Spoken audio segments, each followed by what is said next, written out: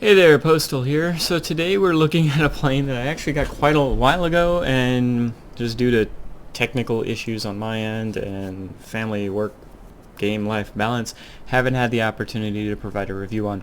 A plane I absolutely love at Tier 10. This is the ME262HG3.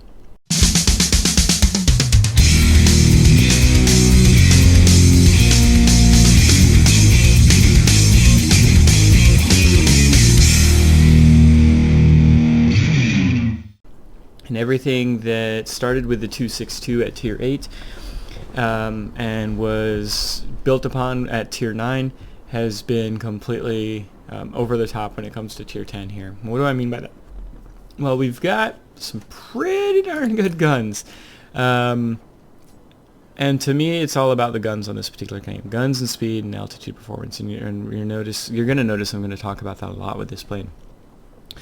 It's 430 mils that do 350 damage a piece, meaning you're putting out 1,400 damage per second at Tier 10. You've got two bombs here. They're 5,000-pound bombs, but you're so high up so often, and you're really taking out bombers and other heavy fighters so much. And they're bombs, not rockets. I actually don't keep the bombs on here. They slow you down a little bit. If you notice, if you mount them, your airspeed drops down to 91. Yet, I don't want that. I need speed. And because the way bombs work, you need to be at the right altitude, you need to be at a level plane, you need to be, on a bombing run, so to speak. It's just not worth it to me. And so I've built this particular plane. I haven't specialized it yet, but I've built it for speed and accuracy. Like I do, I'm always putting accuracy gyroscopic sight on every plane, basically, if it has forward-firing guns. Except for some of the bombers, of course. And even some of the ground pounders, now I think about it, I figure you're so close you don't need great accuracy. Anyway, this plane I want to hit. If I'm doing 1,400 damage a second, I want to do that. I want it to hit.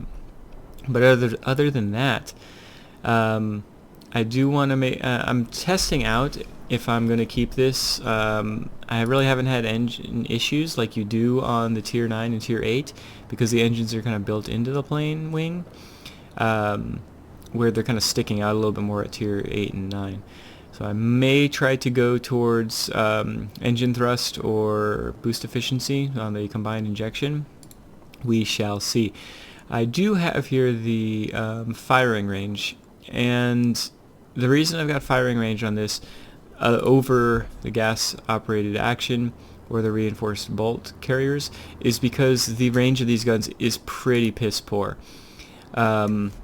Combined with your crazy speed that you're going to be going and your poor maneuverability, I'd rather have my guns aiming out a little bit further and getting a little bit more range on those. So I've got about 200 more feet added to it thanks to the long barrels on here. And you're going to notice I'm going to be able to hit from a decent speed away and hit pretty darn hard. So on my consumables, like I've got every single plane I think that I've currently got in the game, I've got a first aid kit. As far as the engine is concerned, since it comes with 2 slots automatically, I do have the engine cooling to give me that extra 10 seconds added onto it, and then I've got the manual engine restart, which is probably another good reason why I could get rid of this armor protection. We'll see after this game if I do change it. I'll give you guys a heads up. But I absolutely enjoy the heck out of this plane. I don't think it's one of my better win rate planes at Tier 10, but it's just a heck of a lot of fun to play, and it can be a very, very annoying plane to play against. I know that for sure, especially if it's in the right hands. So let's go ahead and let's hop into a battle, and let's see exactly what you can do with this particular plane. Alright, here we go. Tier 10 battle, of course. What are we up against? I guess we're up against a bunch of bots, but XF90 we'll have to watch out for, and that's basically it. F2H could be a pain in the butt, but we should be okay. We actually got a human on our team and a pirate. Love that freaking plane, but that's not what we're here to talk about. Map is all garrisons, which is kind of odd at this tier, but hey, we'll take it. All things considered, an all garrison kind of map. certainly has potential for a lot of personal points. It's a freaking beautiful plane in my opinion. I absolutely love the look of the HG3. I don't necessarily talk about the look all the time of planes unless they're really ugly or just quintessential awesome like a P-51H, but this plane is a beautiful plane. Of course we need to hit to have do 1400 damage per second, so we'll see how that goes. So one of the downfalls of this particular plane, if there is a downfall, is that it loses its rockets that you were used to at tier 8 and 9. And so that's a little disappointing. Obviously I would have been able to use these rockets in that head-on. But in this instance, let's go ahead and take out this XF90. Got to get my guns calibrated a little bit, making sure that I'm aiming far enough out in the lead here. And something else that's a little bit disappointing about this plane is the amount of boost it actually gets is actually quite low for a heavy. Toast. Let's go ahead and take care of this TU-12. Aim further out, Postal. Yeah. So with this plane, you'll notice I don't do a whole lot of turning at all. There's just really no point. You're going, what am I even going? Over 500 miles an hour, easy squeezy. And my maneuverability is pretty piss poor anyway. So what's the point kind of situation? I'm not gonna waste all my energy on, what the hell am I doing? No, I'm not going that way. I'm going towards this garrison. Take out this bomber first, and then we'll go towards that garrison. I haven't actually gone up against these new German bombers in this particular plane. That's how long it's been since I've played it. I'm just trying to grind so many different things. It's so much. And wow, that didn't hurt at all. Cool story, bro. Let's go ahead and get this garrison, and we'll keep on moving. I've been playing a lot of planes that do get torn up by the JU-287 and the, what the heck's the tier 10. So it's kind of nice to go against it in a plane that won't get torn up very easily. Let's see if we can get this guy knocked out in the sector. It's going to be hard to do that considering it's a full hit point bomber. But I think we actually did do it. So hey, huzzah! Let's get this guy if we can. My maneuverability. But if you're enjoying the 262 or the HG2 at tier 9, you should be used to the maneuverability on this thing, right? These are the same guns as tier 9. So you're not getting anything, you know, upgraded when it comes to that, but those guns are freaking awesome, right? So we should be okay with that. And you see why I've got the extended range on this. I want to be able to start hitting them just a little bit further, dang it, than I would normally be able to, and give me the opportunity to just one more hit. Just one more hit's all I need, man. What are you thinking? What were you thinking? Let's go head on an HG3. Tell me how that works out for you. There's not many planes that can head on this particular plane. Alright, so we're going pretty slow now at 430 miles an hour. Let's get the heck up to speed. Get up to altitude. I haven't even been up to my threshold altitude that you would normally be in this particular plane.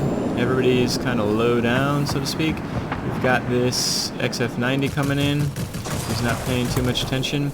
Might be the only plane in the game that's less maneuverable than me, at least at this altitude. Let's see if I can... he's got the speed, doesn't he? Nope, I'm actually catching up. It looks like his engine might be knocked out, or he just ran out of boost. And that's fine by me. Pretty dangerous plane. Not anymore, though. So let's go straight up if we can. The key can't stick with me. And that's fine. The key should be going down. He's not, and that's fine too. I'm okay with that. Make sure we're aiming far enough out. It is a Japanese light fighter plane, so it's going to burst into flames when I look at it cross-eyed. And air supremacy achieved, so I was afraid of that. Luckily it's all garrisons, so we're not getting like any mining facility bonuses or anything crazy like that. Considering we're a heavy fighter, we've got air supremacy. Let's go after the bombers, since at least those give us some extra personal points. Try to save my boost a little bit. Do I want to go for the JU? I think I just got this TU in front of me, so I'm going to go for him. And since he's turning and has better maneuverability than me, I'm going to go after this JU. Got him. Alright, cool. F2H, which we haven't ran into yet this particular game.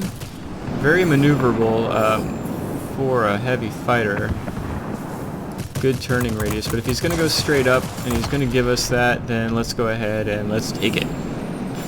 Alright, so we've got a ground pounder down below. Let's see if in the last 10 seconds or so here of this battle, if we can get this ME 1099. Really not worried about any freaking plane that you run into, right? It's all about keeping the planes off your tail. With your airspeed, you typically can. Didn't even have enough time. A very quick game, right? What were we at there? 6 minutes. But I think this really shows you the capabilities of this particular plane. We were cruising around everywhere at a pretty high clip and making sure we're keeping our head on a swivel because we can't let anything get behind us, and boosting away if need be. Let's head on back. Okay, so not the world's best game in this particular plane. Not even my best game in this particular plane, but pretty solid game. 11 frags. Ooh, got a new skill point. And do keep in mind something I didn't mention before, that this particular plane, I've actually kept my pilot in the HG2. So I'm using a relatively meh, yes, that. A relatively meh pilot, right? A 4-point pilot, which we can all get relatively easily. At least after, a decent amount of games in the game. Decent amount of matches in the game? Yeah, that's what I mean. So anyway, you can see why I absolutely love this plane. I'm really actually quite stoked about it. I can feel my energy level up just after playing it. I was playing the Hornet earlier today, if you saw that video. And so going from the Hornet to this is like, I love the Hornet, don't get me wrong. I love, love, love this plane. I like this plane better than the XF90. I can't wait to get the Javelin and really do a comparison between the three of them. But yeah, this plane's just a blast to play. It really, honestly, truly is. You've got such great guns, such great speed, and as long as you're able to keep that speed up and keep your, paying attention to what's around you, there's not a lot of planes that can really compete with you. XF90 is going to be one of them. Javelin obviously is going to be one of them. Some of those high-speed light fighters might be able to cause you some pains in the butts. I know when I'm in my Sabre, I can take down HG3s that aren't paying attention. I'm sure you can do it in an 1101. I know I've done it in that as well. A MiG-15 probably can do it pretty well as well. So you have to pay attention to what's on the enemy team for sure. But with the right mentality, this plane can really just own. So anyway, hope you enjoyed the review.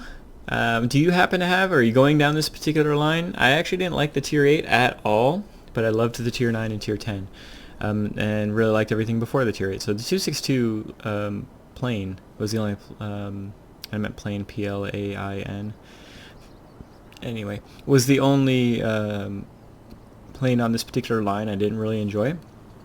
It was all worth this HT3. I absolutely, absolutely love it, and I can't wait to get it specialized as well. Enough of my rambling on there, so thank you so much for joining me, and I certainly hope you have a great day. Bye.